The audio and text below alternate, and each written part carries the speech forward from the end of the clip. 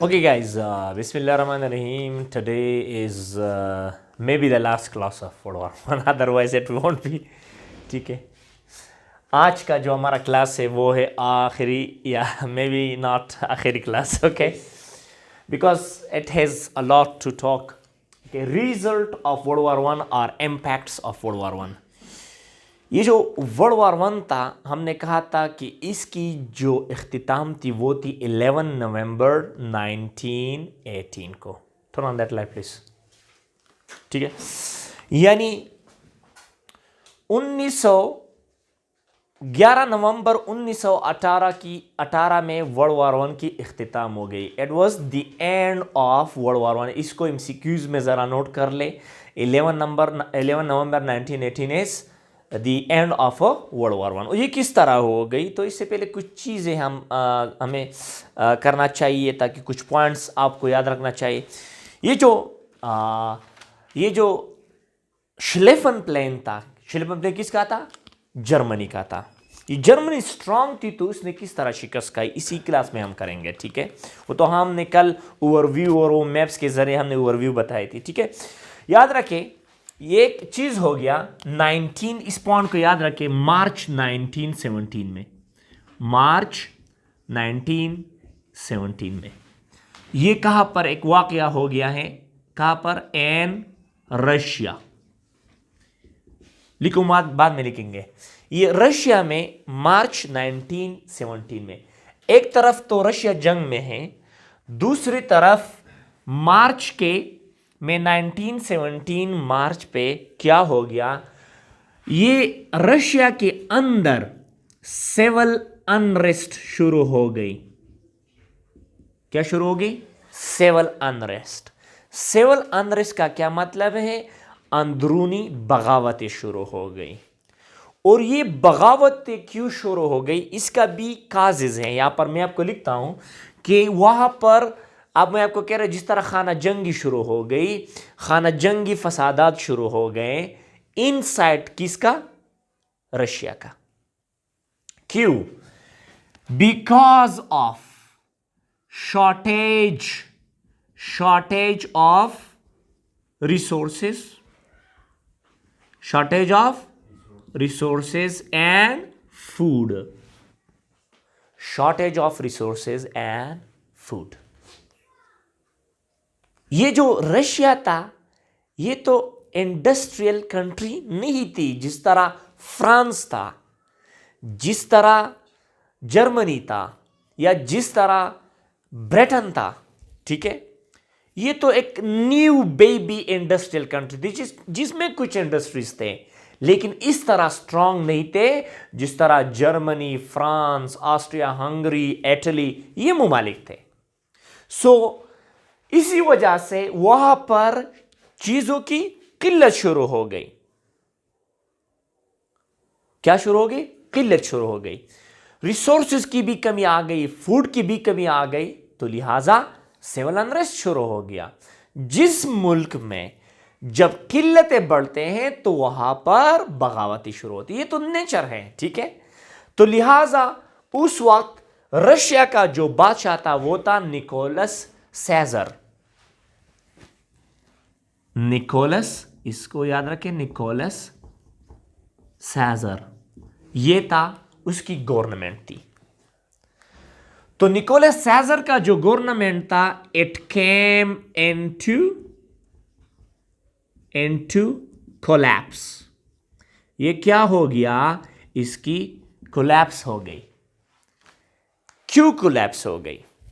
क्योंकि लोग चाहते थे, उनकी सिविलियन चाहते थे कि हमें जंग की जरूरत नहीं है, हमें जंग तो करना है लेकिन इस तरह नहीं कि हमारे लिए यहां पर मसले बन जाए, हमारे लिए फूड की शॉर्टेज हो, हमारे इधर बच्चे मर रहे हैं. ठीक है, तो लिहाजा हमें अगर जंग करना है तो सही तरीके से करना है. ठीक है, या तो बिल्कुल नहीं करना है, या करना है तो सही तरीके से करना है. तो अवाम जो है वो उठ गए और उन्होंने सीजर को बदनाम किया. सीजर को जो है क्या किया? कैसर को क्या किया? उसको कह दिया कि भाई आप गवर्नमेंट से हटें. You have to resign.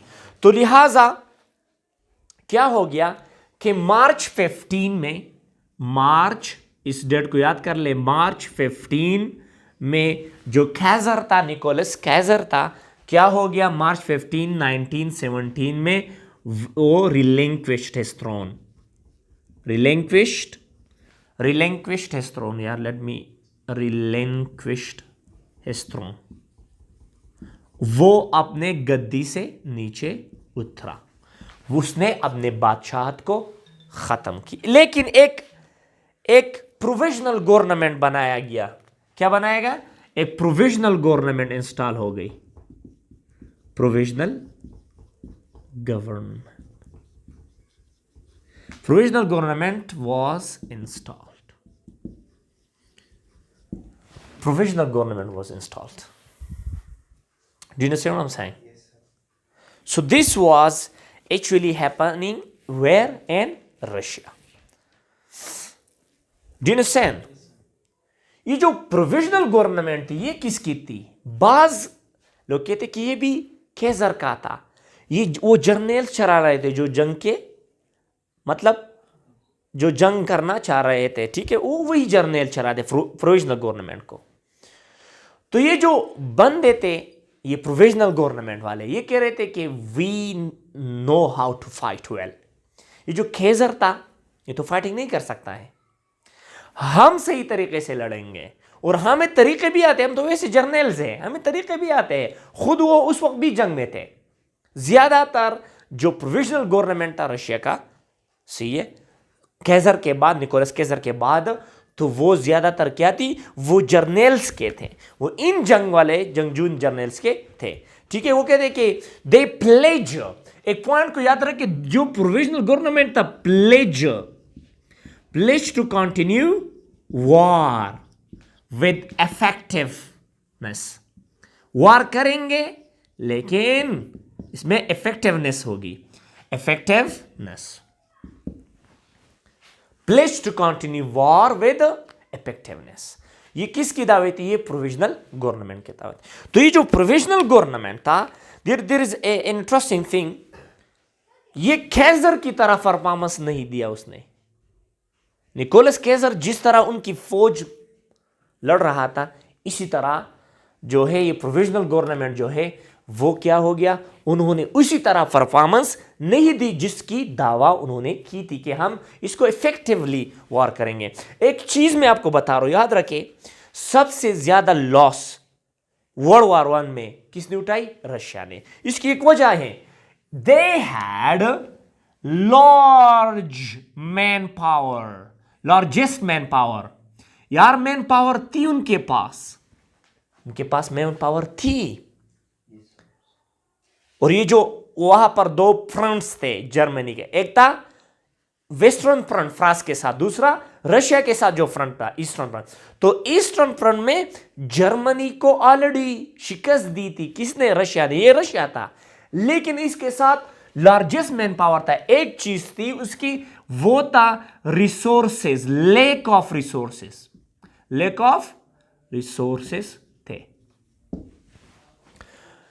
ये किस तरह लड़ते थे? ये जो इतना ज्यादा रशिया, आपको पता है कि वहां पर रशिया में उस वक्त वर्ल्ड वॉर 1 में के दौरान एक गन 3 सोल्जर्स के लिए था, एक गन 3 सोल्जर्स के लिए था। और किसी तरह वो लाइन अप कर रहे थे। ये जो आगे वाला बंदा है, इसके साथ गन होगा, 2 पीछे वाले बंदे जो इनके पीछे जा रहे होंगे, अगर वो मर गया तो दूसरा लेगा, अगर वो जख्मी होगा तो तीसरा। ये उनकी स्ट्रेटेजी थी वार की, ठीक है। हां, उसी कम रिसोर्सेस में उस ईस्टर्न फ्रंट पर जो जर्मनी और रशिया का फ्रंट था उस वक्त, ठीक है, वहां पर वो बहुत ज्यादा नुकसान दी थी जर्मनी को उन्होंने, ठीक है। Did you see what I am saying? हालांकि German was the most powerful उस टाइम, ठीक है। अभी आ रहे हैं वो, तो सब करेंगे। Now this was an interesting. तो क्या हो गया कि ये जो कैसर की गवर्नमेंट थी, कैसर कहते थे अपनी सोल्जर को कि भाई डाई और विन द वॉर, ये कह रहा था उनको उस वक्त, डाई और विन द वॉर, या तो मरो या जीतो, पीछे नहीं हटना है आपको। तो ये जो प्रोविजनल गवर्नमेंट आई, जंग तो जारी थी, ठीक है। तो इसी दौरान में 5.5 million soldier lost, million soldiers lost, ये पॉइंट याद रख ले। 5.5 million soldier lost of Russia. ये जंग में 5.5 मिलियन सोल्जर्स दे लॉस्ट। कुछ मारे गए, कुछ जख्मी हो गए, कुछ जो है वो बीमारियों की वजह से मर गए, कुछ जो है खाने के ना होने की वजह से मर गए, कुछ के साथ रिसोर्सेज नहीं थे। तो इतनी बड़ी नुकसान उठाया गया। किसने उठाया? ये रशिया ने उठाया पर। तो जब 5.5 मिलियन सोल्जर लॉस्ट, तो जो बाकी सोल्जर्स थे, अल्लाह का मेन पावर ज्यादा था, एक काम हो गया, वेरी टू फाइट। याद रखे, very to fight. They refused. We will not fight anymore. We can't fight. ना तो रिसोर्सेज हैं, ना हमारे साथ इतनी चीजें हैं कि हम जर्मन्स को मतलब इसकी मुकाबला करें। तो लिहाजा they were weary to fight. तो यहां पर जो ये हो रहा था, तो फिर दोबारा याद रखे, this is a very great thing. और नवंबर में क्या हो गया? नवंबर में 8 महीने बाद, यहां पर मैं आपको एक चीज बता रहा हूं, इट्स वेरी इंटरेस्टिंग। 8 महीने बाद लेटर, या यहां पर मैं लिखता हूं आफ्टर 8 मंथ, आफ्टर 8 मंथ, ठीक है। आफ्टर 8 मंथ, आफ्टर 8 मंथ क्या हो गया? Here is interesting thing. November, after 8 month, November 1917, another civil dispute broke out in Russia. क्या हो गया कि 8 महीने बाद रशिया में एक दूसरी इनकलाब, अंदरूनी इनकलाब शुरू हो गई। उस इनकलाब को हम द कम्युनिस्ट रिवॉल्यूशन कहते हैं। कम्युनिस्ट, पहली बार कम्युनिस्ट रिवॉल्यूशन शुरू हो गई। कहां पर? रशिया में। और जब रशिया में कम्युनिस्ट रिवॉल्यूशन शुरू हो गई, तो वहां पर क्या हो गया? व्लादिमीर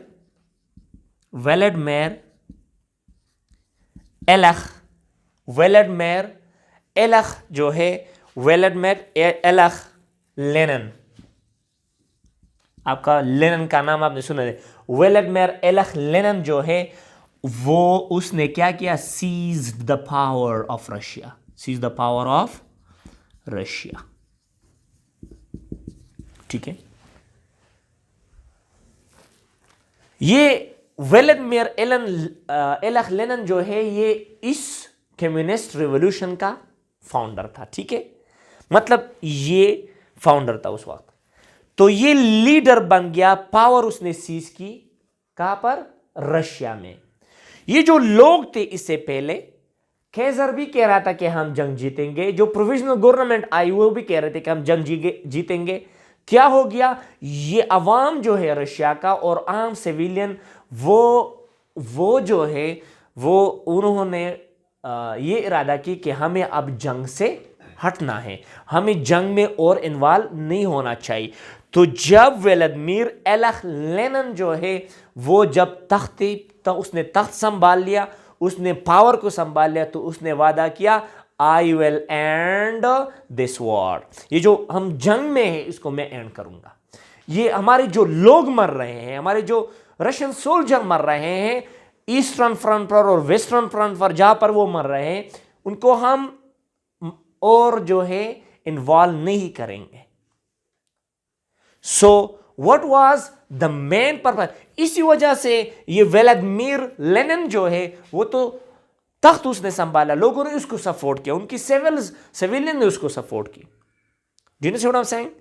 कि ये जो बंदा है, ये क्या करेगा? ये वार को एंड करेगा। It means Russia will no more involve. Vladimir कहते थे कि रशिया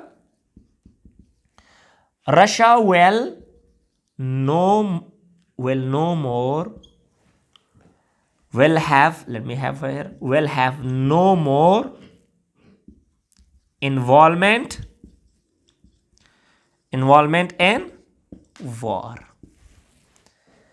कि हम जो है क्या करेंगे, ज्यादा इन्वॉल्वमेंट, बस इन्वॉल्वमेंट हम अपने इस जो वर्ल्ड वॉर 1 जारी है इसमें हम इन्वॉल्वमेंट खत्म करेंगे। किसकी तरफ नारा थी ये? Vladimir Ilyich Lenin. और ये लोग इतने तंग आ चुके थे, शॉर्टेज किल्लत थी, सोल्जर भी मतलब वो ना उम्मीद हो चुके थे कि हम वैसे मरने जा रहे हैं, तो खुदकशी है जंग में कूदना, हमारे साथ ना रिसोर्सेज है, ना फूड है, ना जो है टेक्नोलॉजी है कि हम उनके साथ फाइट कर सके, तो लिहाजा ये तो खुदकशी है। तो सोल्जर भी मतलब चाहते थे कि वॉर खत्म हो जाए, सिविलियन भी चाहते थे, और जो भी कीमत मांगते हैं भाई इसको खत्म कर ले, जो भी कीमत उसकी होगी उसको हम खत्म करना, हमें no more involvement, no more got into the fight, या no more moving into the fight, कोई भी फाइट नहीं होगी इसके बाद। Do you know what I am saying? ये नारा था किसकी? Vladimir Ilyich. और इसी वजह से लेनिन जो है उसने एक ये पॉइंट भी था, और भी कुछ काजिज थे कि लेनिन जो है वो काबिज हो गया था पावर में, या वो पावर में आ गया था रशिया में, लेकिन ये भी एक पॉइंट था कि वो कह रहा था ये जो वार जारी है इससे हम बहुत जल्दी निकलेंगे। So it's very interesting. तो लिहाजा क्या हो गया, ऑन मार्च 1918 में, मार्च 1918 में ये पॉइंट याद रखें, मार्च 1918 में जर्मनी, ठीक है, और रशिया ने, मार्च 1819 में याद रखिए इसको, जर्मनी और रशिया ने दोनों ने एक ट्रीटी साइन की। क्या साइन की? एक ट्रीटी साइन की। ये जो ट्रीटी था असल में ट्रीटी एक अग्रीमेंट थी, सीज फायर का अग्रीमेंट था कि भाई अग्रीमेंट हम क्या करेंगे, it was just a cease fire agreement, लेकिन बाज उसको हम ट्रीटी भी कह सकते हैं। ये जो ट्रीटी उन्होंने साइन की थी उसका नाम है ब्रेस्ट लेटवस्क ट्रीटी, ब्रेस्ट लेटवस्क ट्रीटी उन्होंने साइन की थी। किसने साइन की थी? जर्मनी के दरमियान और रशिया के दरमियान में ब्रेस्ट लेटवस्क ट्रीटी जो है साइन हो गई। किनके दरमियान? जर्मनी और रशिया के दरमियान। एक और पॉइंट याद कर ले, it was the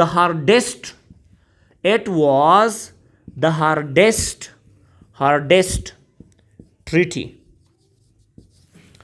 for Russia.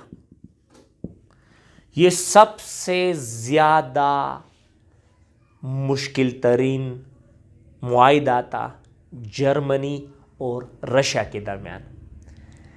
Germany नहीं चाहता था कि रशिया को बैक हो जाए जंग से। भैया आपने शुरू की थी, हमला आपने शुरू की थी, लिहाजा अब हम आपको साथ क्या करेंगे, जंग जारी रखेंगे। जर्मनी नहीं चाहता था कि रशिया जंग से बाहर हो जाए, लेकिन कुछ शराइत की बुनियाद पर जर्मनी ने रशिया के साथ एक लिंच दी। लिंच का मतलब क्या है कि भाई बस ट्रीटी हो गई और हम इस कंडीशन पर आपके साथ ट्रीटी करेंगे और जंग नहीं करेंगे।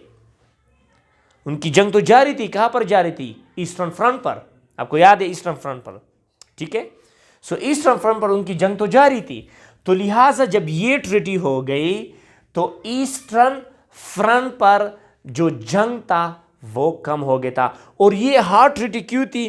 क्योंकि रशिया बहुत से चीजें उनको देने लगा। किसको? जर्मनी को। टेरिटरीज भी देने लगा, कुछ रिसोर्सेज भी देने लगे। What were they? So will discuss them here in this class, ठीक है। क्योंकि here is an interesting thing, ये जर्मनी कहते हैं कि भाई फ्रांस ने इतना मतलब जो और एलाइड पावर्स हैं इतना नुकसान उन्होंने हमें नहीं दिया है जितना आप लोगों ने दिया है, क्योंकि ईस्टर्न फ्रंट पर सिर्फ तो रशियन की फौज थी और जर्मनी की फौज ले रहे थे, और रशियन ने कुछ हद तक कब्जा किया था किसको, जर्मनी के सोल्जर्स को। वो उन्होंने उस जंग को जीता था, तो लिहाजा कहते थे that you have destroyed our infrastructure. Germans कह रहे थे कि इस तरह आप बाहर नहीं निकल सकते, आपने हमारा बहुत से इंफ्रास्ट्रक्चर को नुकसान पहुंचाई, हमारे बहुत से सोल्जर आप लोगों ने मारे हैं, तो लिहाजा हालांकि रशियन जो है वो सबसे बड़ी नुकसान उठाने वाले हैं as compare in the form of man power, आदमियों की शक्ल में, रिसोर्सेज की शक्ल में, क्योंकि वो तो एक न्यूली बेबी इंडस्ट्रियल कंट्री थी, अदरवाइज उसके पास कुछ नहीं थे इंडस्ट्रियलाइज। ठीक है, so now here is an interesting thing. कुछ इलाके ये रशिया के वेस्टर्न रीजन्स जो थे, western regions, now in this treaty क्या हो गया, इस ट्रीटी में मैं यहां पर लिखता हूं, कुछ वेस्टर्न रीजन्स जो थे, वेस्टर्न रीजन्स जो थे, किसके, वेस्टर्न रीजन्स ऑफ रशिया। इन पॉइंट्स को याद कर ले। वेस्टर्न रीजन्स ऑफ रशिया जो थे वो, उन्होंने इन वेस्टर्न रीजन को किसके हवाले किया, जर्मनी के हवाले। और ये जर्मनी क्यों इस वेस्टर्न रीजन को मांग रहा था, हैंडेड ओवर टू किसको, जर्मनी को। वेस्टर्न रीजन्स को जर्मनी के हवाले की किसने, रशिया ने, इस ट्रीटी के कंडीशन पर। ठीक है, अब ये वेस्टर्न रीजन्स क्यों कह रहा था, ये था industrial region of the great Russia, ये इंडस्ट्रियल रीजन था, तो इसलिए तो जर्मनी मांग रहा था कि हमें दे दे, बस उन्होंने ये दे दिया। वहां पर तो सिविलियंस और सोल्जर ये कह रहे थे कि भाई जिस बुनियाद पर हो, लेनिन को क्या करना चाहिए, उसको ये खत्म करना चाहिए। किस चीज को खत्म करना चाहिए, इस वार में इन्वॉल्वमेंट को खत्म करना चाहिए। ठीक है, ये रीजन्स, कुछ रीजन जो है वो दिए गए थे। वो रीजन कौन कौन से, यहां पर इट्स वेरी इंटरेस्टिंग। ये था फिनलैंड, यूक्रेन, ये जो रीजन थे, पोलैंड, लिथुनिया,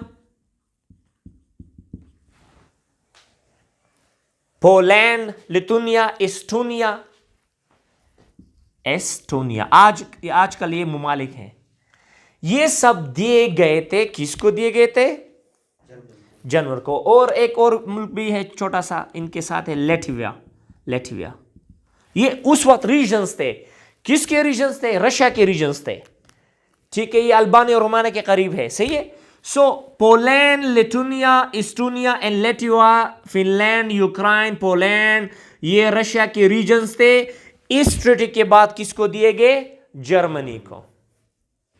तो जर्मनी तो फायदा, क्योंकि वो हर हाल जो है, याद रखे, हर हाल में रशिया अपनी इन्वॉल्वमेंट को खत्म करना चाहे। अल्लाह का रशिया मजबूत थी, अल्लाह का रशिया के साथ पर एलाइड पावर्स थे। यस, अल्लाह के उनके साथ स्ट्रॉन्ग थे। ठीक है, तो क्या हो गया, here is an interesting thing. जब ये हो गया तो ये जो ट्रीटी हो गई थी, so this was important treaty Russia के लिए, लेकिन रशिया के लिए बहुत बड़ी रीजन्स को खोना पड़ा। हालांकि बाद में क्या हो गया, हमने, अगर आपको याद है कि जर्मन ने तो शिकस्त खाई बाद में 1819 में तो शिकस्त पाई, 11 नवंबर 1918 में तो शिकस्त खाई। वो शिकस्त किस तरह का, वो तो भी अब आ रहा है यूएस के इन्वॉल्वमेंट के बाद, मतलब यूनाइटेड स्टेट ऑफ अमेरिका जब इन्वॉल्व हो गई तो यूएस की जो जर्मनी की जो फोर्सेस थे वो नाकाम हो चुके थे, वो तो बाद में करेंगे। तो जब ये तो पहले जंग के 1 साल पहले जो ये काम हो रहा था, यहां पर ये ट्रीटी हो रही थी, सही है। तो 1 साल बाद, मतलब इसी कुछ महीने बाद क्या हो गया था, 11 नवंबर, 3-4 महीने बाद क्या हो गया था कि ये जो जर्मनी था उसने शिकस्त खाई। जब शिकस्त खाई तो ये जो रीजन्स हैं ये वापस रशिया ने नहीं ली है, उन्होंने इंडिपेंडेंस ली। जर्मनी तो जंग में था और यहां पर रशियंस जो है, रशिया ने ट्रीटी साइन की किसके साथ? जर्मनी के साथ।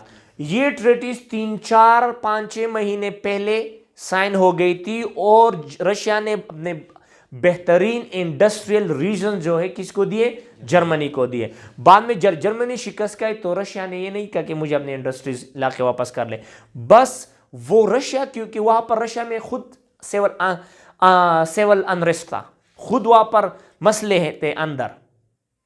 डिनसेन तो बाद में ये जो कंट्रीज थे, जब जर्मनी शिकस्त खाई तो ये कंट्रीज ने फिर इंडिपेंडेंस ली। इसको याद करें, they got independence after the defeat of Germany. ठीक है, यहां पर आप समझ गए? Any question here? So here is एक और चीज मैं आपको बता रहा हूं, सबसे ज्यादा नुकसान किसने उठाई? रशिया ने। और जब ट्रीटी ऑफ वर्सैलिस भी होता है उसमें रशिया प्रेजेंट नहीं होता, क्योंकि रशिया खुद सिविल अनरेस्ट में चल रही है। सिविल अनरेस्ट का क्या मतलब है कि अंदरूनी उनके बहुत ज्यादा मसले हैं। ठीक है, डिनसेन अभी वहां पर पहले तो उस वक्त ऑर्थोडॉक्स जो निकोलस कैसर था वो तो एक क्रिश्चियन ऑर्थोडॉक्स था, वहां पर तो क्रिश्चियनिटी की राज थी। लेकिन जब कम्युनिज्म आ गया तो कम्युनिज्म और कैपिटलिज्म की टसल शुरू हो गई। कहां पर शुरू हो गई? उस रशिया के अंदर। डिनसेन लेकिन बाद में कंप्लीटली लेनिन जब आ गया तो कंप्लीटली रशिया जो है वो एक कम्युनिस्ट कंट्री बन गई। ठीक है, इसी वजह से तो फिर वर्ल्ड वॉर 2 भी शुरू हो गया था। ठीक है, वर्ल्ड वॉर 2 जो है वो सिर्फ और सिर्फ मेन जंग था कैपिटलिज्म का और कम्युनिज्म का, वो तो बाद में हम करेंगे। डिनसेन तो यहां से इन ट्रेडिटरीज को दी गए, किसको दिए गए? ये दिए गए थे जर्मनी को। ठीक है, ओके अभी यहां पर किस तरह शिकस्त खाई जर्मनी ने? वेस्टर्न साइड पर, वेस्टर्न फ्रंट पर, जहां पर उसका बॉर्डर किसके साथ है? फ्रांस के साथ। उस वक्त तो फ्रांस के साथ जो उसका बॉर्डर था वहां पर उन्होंने ट्रेंचेस को देते हैं। अगर आपको याद है स्विट्जरलैंड से लेकर बेल्जियम तक ट्रेंचेस थे। ठीक है, तो ये जो ट्रेंचेस उन्होंने को दिए थे तो वहां पर तो वार जारी था। इंच जो है ना वो आगे आ गए थे ना ये आगे आ गए। तो किस तरह ये उन्होंने ये जो एलाइड फोर्स था उनकी ट्रूप्स दाखिल हो गए। इंशाल्लाह वो तो कल के क्लास में हम डिटेल से पढ़ेंगे। Do you have any question here? तो रशिया तो यहां पर आज की क्लास में हमने क्या किया, रशिया किस तरह वो निकल गई वार से। कल करेंगे जर्मनी ने किस तरह हार मानी। ठीक है, और ट्रीटी ऑफ वेस्टफेलिया किस तरह हो गई, और वुडरो विल्सन ने क्या किया, क्लेमेंसो ने क्या किया। ठीक है, ये तो सब बड़े बड़े मतलब लीडर्स थे उस वक्त। ठीक है, presidents थे, prime ministers थे. So we will discuss them inshallah tomorrow in that class. Do you have any question here? So one question that why the Allied forces not support the Russia? तो allied forces Russia को कुछ हद तक support कर रहे थे, लेकिन वो तो खुद वार में धकेले थे। याद रखे ये जो वार था इसको हम वर्ल्ड वॉर 1 इसलिए कहते हैं कि उनकी कॉलोनीज में भी जंग थी। वो तो पॉइंट याद करें, मोरक्को में, ट्यूनीशिया में, सही है, चाइना में भी जंग था, जापान की, चाइना में, जर्मनी की कुछ कॉलोनीज थी चाइना में, तो जापान ने उस पर हमला किया था। ठीक है, तो ऐसे इंटरेस्टिंग थी, वहां पर भी जंग था।